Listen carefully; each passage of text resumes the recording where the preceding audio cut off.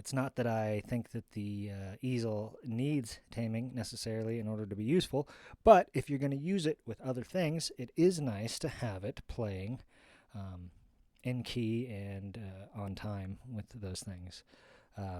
So this is a patch. It started off as simply a patch to kind of tame it and use it with other stuff. It's grown into something more than that. You can actually ignore the case up there.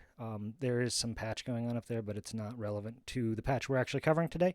It is another patch that you might see later. Right now we are just dealing with what's going on here with the make noise easel.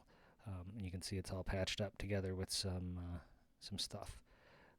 So let's go over that a little bit here. So what we have is, this is the Ornament and Crime. Let's see if we can get a better view of this without completely fucking things up.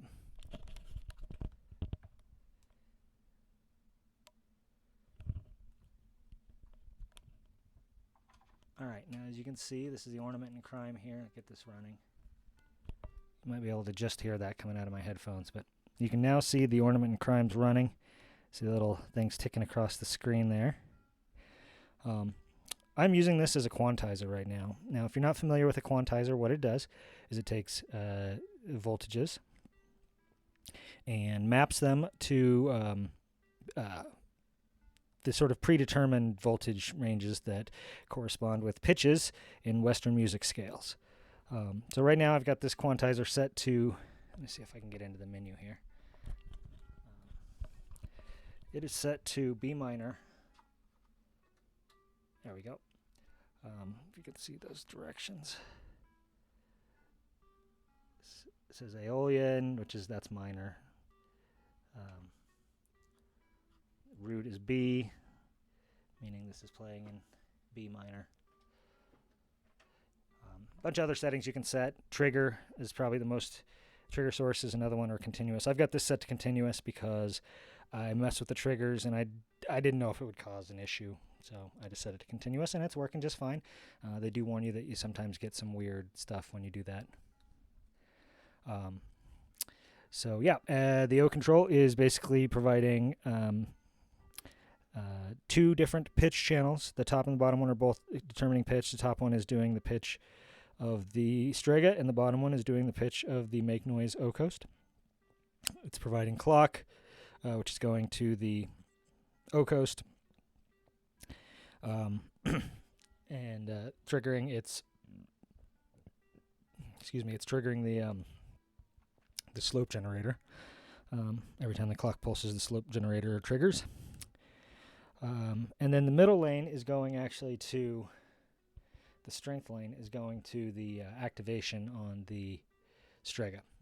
So it controls how much Strega you get based on the middle lane's setting. So 2 pitch lanes and 1 lane of basically VCA control, plus clock control. And then the envelope, as you can see the dynamic envelope out, is that's going directly into the O coast's dynamic in. You can see that here. Mostly because I can. Just thought I'd try it out. And yeah, that's what is going on with the O control. Let's switch over here and look at the O coast and Strega real quick. Okay, let's look here at the O coast and the Strega and see what we have going on. It's a lot of wires. So the pitch of both of them are coming out of the quantizer. I think I mentioned that. Quantizer is pretty simple. You set an unquantized pitch into the CV input. You tell it what you want to quantize it to, and it does it. You can do it by trigger. You can do it continuous. Like I said, this is continuous. Variety of different ways you can make that work.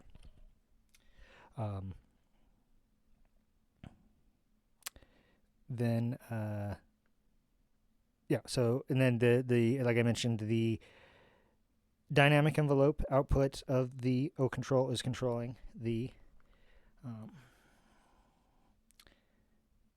output, basically the low pass gate of the O coast, and the clock goes in here, and then it makes a trigger signal.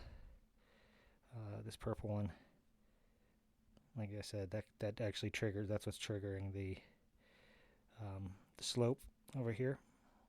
And then the slope is modifying the delay time over here, as well as oh, it's not as well as nothing. We have the multiply being modified by the output of the CV output of the Strega of the it's modified by the CV generated by the envelope follower on the Strega, triggered by the O coast. So every time the O coast goes off, the envelope triggers, envelope follower makes a CV signal, and then that goes to control. Goes into this attenuator here, and then out from there, and it controls. Not the delay time, I'm sorry. It controls the overtones of the Strega, and it also controls the multiply, so the wave folder. It's controlling both wave folders, both wave shapers, basically. Is what that's controlling. And then the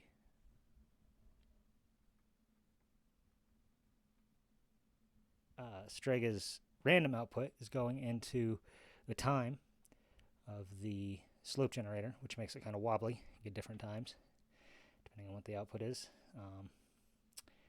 And the slope of this is controlling the absorb. I currently have it turned all the way down. Let me turn it all the way up. Yep. It determines how much of the signal you get. The sort of spacey to the right, less spacey to the left. And I think that is just about it. Dynamic output, right? Yeah, so this goes into the input of this, it goes through there. Oh, the blend. No, yeah, the output of that goes to the mixer. Yep, that's it. That's the patch. And yeah, like I said, that's pretty simple.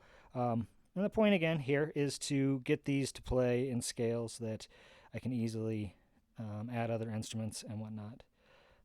Yeah, and that's pretty much it for the patch. I'll see you in a week or so.